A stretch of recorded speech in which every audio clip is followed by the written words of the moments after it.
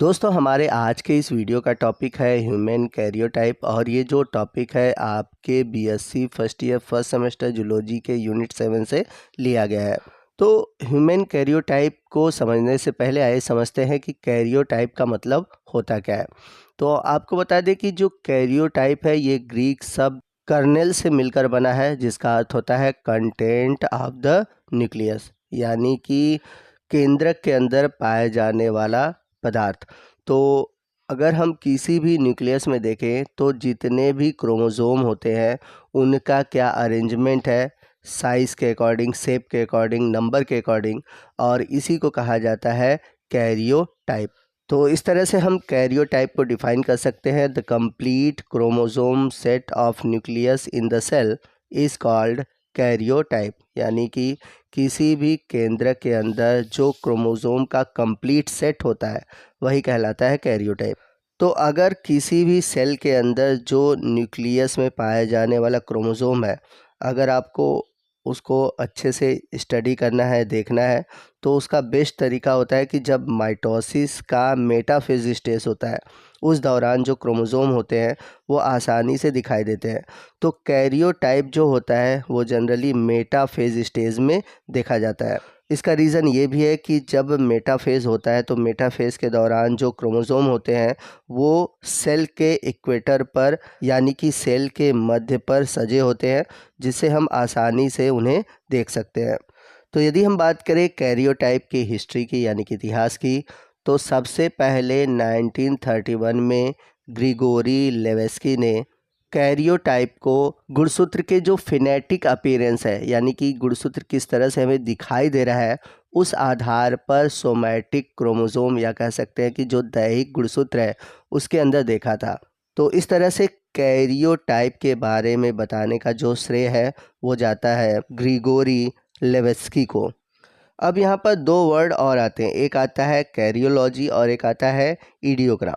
तो कैरियोलॉजी क्या होता है? The study of whole set of chromosome in some time known as karyology, यानी कि गुणसूत्र के सभी सेट के बारे में जो अध्ययन किया जाता है उसको हम बोलते हैं कैरियोलॉजी। और जब हम गुणसूत्र को एक डायग्राम के रूप में, यानी कि एक ग्राफ के रूप में जब दर्शाते हैं तो उसे हम बोलते हैं इडियोग्राम या फिर कैरियोग्राम। तो जैसा कि मैंने प्रीवियस वीडियो में आप सभी को क्रोमोसोम के बारे में बताया हुआ है कि क्रोमोसोम में दो आइडेंटिकल कॉपी होते हैं जिसको हम बोलते हैं क्रोमैटिड्स, और इन क्रोमैटिड्स पर डीएनए के ऐसे सेगमेंट होते हैं जिसमें कि ट्रेट्स, यानी कि गुण पाए जाते हैं, जिन्हें कहते हैं हम जीन। फिर इसके अलावा जो क्रोमैटिड्स होते हैं वो एक पॉइंट पर जाकर मिलते हैं जिसको हम बोलते हैं सेंट्रोमियर। तो यदि हम बात करें ह्यूमन कैरियोटाइप की, तो जैसा कि हम सभी जानते हैं कि मानव के कोशिका के केंद्रक में 46 गुणसूत्र, यानी कि 46 क्रोमोसोम पाए जाते हैं, या फिर कह सकते हैं कि 23 जोड़े, यानी कि 23 पेयर पाए जाते हैं। तो अगर 46 गुणसूत्र में से देखें तो जो 44 क्रोमोसोम है, यानी कि जो 44 गुणसूत्र है वो मेल और फीमेल दोनों में एक जैसा होता है, जिसे हम बोलते हैं ऑटोसोम्स। और जो 23वां जोड़ा होता है, यानी कि जो लास्ट वाला एक जोड़ा है जो कि मेल और फीमेल में अलग होता है, जिसे हम बोलते हैं सेक्स क्रोमोसोम या फिर एलोसोम्स। तो ये जो सेक्स क्रोमोसोम होता है वो फीमेल के केस में होता है XX, और वहीं मेल के केस में होता है XY। अब यदि इस कैरियोटाइप में कोई भी वेरिएशन होता है, यानी कि कोई भी परिवर्तन होता है, तो उस कारण होगा क्या कि कैरियोटाइप में एबनॉर्मलिटीज़ आ जाएंगी और व्यक्ति में अनेक प्रकार के रोग हो सकते हैं, जैसे कि आपने अलग अलग सिंड्रोम पढ़े होंगे, डाउन सिंड्रोम, किलफिल्टर सिंड्रोम। आइए नेक्स्ट हम देखते हैं कि ह्यूमन का जो कैरियोटाइप है कितने आधार पर बांटा गया है। तो यहाँ पर हम दो आधार पर ह्यूमन कैरियोटाइप को देखेंगे। पहला तो क्रोमोसोम के साइज़ के आधार पर, और दूसरा सेंट्रोमियर के पोजीशन के आधार पर। तो अगर हम बात करें क्रोमोसोम के साइज़ के आधार पर, तो मानव का जो क्रोमोसोम है उसे 7 ग्रुप में कैटेगराइज किया गया है, यानी ग्रुप ए से लेकर ग्रुप जी के बीच रखा गया है। तो सबसे पहले अगर हम बात करें ग्रुप ए की, तो ग्रुप ए में क्रोमोसोम का जो पेयर है वो है 1 2 3, यानी कि जो क्रोमोसोम पेयर 1 2 3 है वो ग्रुप ए में रखे गए हैं, जैसा कि यहाँ पर आप इमेज में देख सकते हैं। वहीं अगर हम बात करें ग्रुप बी की, तो ग्रुप बी में आपको क्रोमोज़ोम नंबर 4 और 5 पेयर देखने को मिलेगा।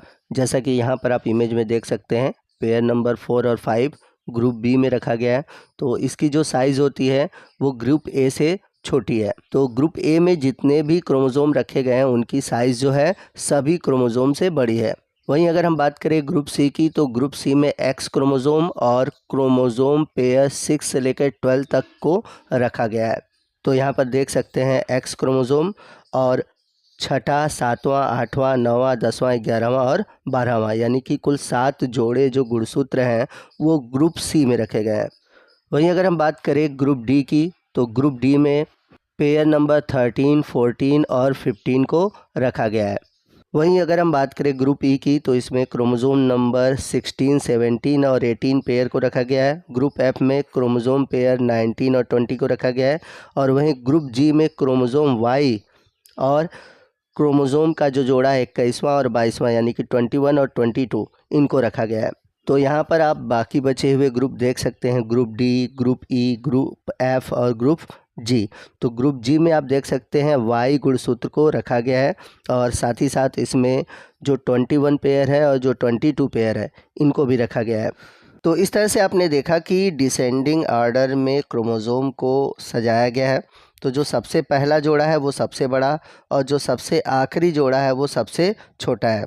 अब यहाँ पर आपसे क्वेश्चन है, tell me which chromosome is smallest, यानी कि आप बताइए कि सबसे छोटा क्रोमोज़ोम कौन सा है। तो आपके हिसाब से लग रहा होगा कि जो 22वां जोड़ा गुणसूत्र है वो सबसे छोटा गुणसूत्र है, लेकिन ऐसा नहीं है। जब मॉलिक्यूलर लेवल पर क्रोमोज़ोम को देखा गया तो पता चला कि 22वां जोड़ा जो गुणसूत्र है वो छोटा नहीं है, उससे भी छोटा गुणसूत्र है 21वां जोड़ा, यानी कि 21st पेयर।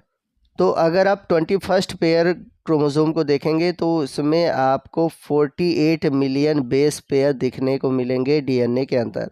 वहीं जो 22वां जोड़ा है उसमें आपको 49 मिलियन डीएनए के बेस पेयर देखने को मिलेंगे। यहाँ पर ह्यूमन कैरियोटाइप से जुड़ा हुआ एक इम्पॉर्टेंट टॉपिक और भी है जिसके बारे में मैंने लिखा हुआ नहीं है, लेकिन यहाँ पर मैं आपको बता दूँ। और अगर आप नीट की तैयारी कर रहे हो या फिर अदर कम्पिटिटिव एग्ज़ाम की तैयारी कर रहे हो तो इस टॉपिक से रिलेटेड क्वेश्चन आ सकते हैं। तो जो ग्रुप डी है जिसमें कि 13वां, 14वां और 15वां पेयर, और जो ग्रुप जी है जिसमें कि 21वां और 22वां पेयर है, ये जो 5 पेयर हैं ये सैटेलाइट क्रोमोज़ोम है। तो ये सैटेलाइट क्रोमोज़ोम क्यों है? क्योंकि इनमें सेकेंडरी कंस्ट्रक्शन पाया जाता है और सेकेंडरी कंस्ट्रक्शन पाए जाने की वजह से ये सैटेलाइट क्रोमोज़ोम है। तो इन 5 पेयर गुणसूत्र पर न्यूक्लियोलर ऑर्गेनाइज़र होता है जो कि राइबोसोमल आरएनए बनाने में मदद करते हैं। अब यदि हम सेंट्रोमियर के पोजीशन के आधार पर देखें तो जो मानव का कैरियोटाइप है, यानी कि जो ह्यूमन क्रोमोसोम है, उन्हें 4 कैटेगरी में बांटा जा सकता है। पहला है मेटासेंट्रिक, दूसरा है सब मेटासेंट्रिक, तीसरा है एक्रोसेंट्रिक और लास्ट है टीलोसेंट्रिक। अब मेटासेंट्रिक, सब मेटासेंट्रिक, एक्रोसेंट्रिक और टीलोसेंट्रिक क्या होते हैं, इस टॉपिक से रिलेटेड मैंने वीडियो बनाया हुआ है। अगर आपने वो वीडियो नहीं देखा है तो उस वीडियो का लिंक मैंने ऊपर आई बटन में और नीचे डिस्क्रिप्शन बॉक्स में दे रखा है। उस लिंक पर क्लिक करके आप वो वीडियो देख सकते हैं और जान सकते हैं कि ये क्या होते हैं। तो अगर हम बात करें मेटासेंट्रिक क्रोमोसोम की, तो मानव में कुल इनकी संख्या होती है 9, जिसे हम रेड बॉक्स में आपको आगे दिखाएंगे। वहीं अगर हम बात करें सब मेटासेंट्रिक की, तो सब मेटासेंट्रिक की संख्या जो होती है वो होती है 10, और इसे मैं आपको ब्लू बॉक्स में दिखाऊंगा। और वहीं अगर हम बात करें एक्रोसेंट्रिक की, तो इनकी कुल संख्या होती है 5, जिन्हें मैं आपको ब्लैक कलर के बॉक्स से दिखाऊंगा। और अगर हम बात करें टीलोसेंट्रिक क्रोमोसोम की, तो मानव के गुणसूत्र में टीलोसेंट्रिक गुणसूत्र नहीं पाए जाते, इस बात को आप याद रखिएगा। तो यहाँ पर आप देख सकते हैं रेड कलर से बनाया हुआ, यहाँ पर आपको अलग अलग पेयर के गुणसूत्र दिखेंगे, ब्लू कलर से बनाया हुआ, ठीक है, ब्लैक कलर से बनाया हुआ।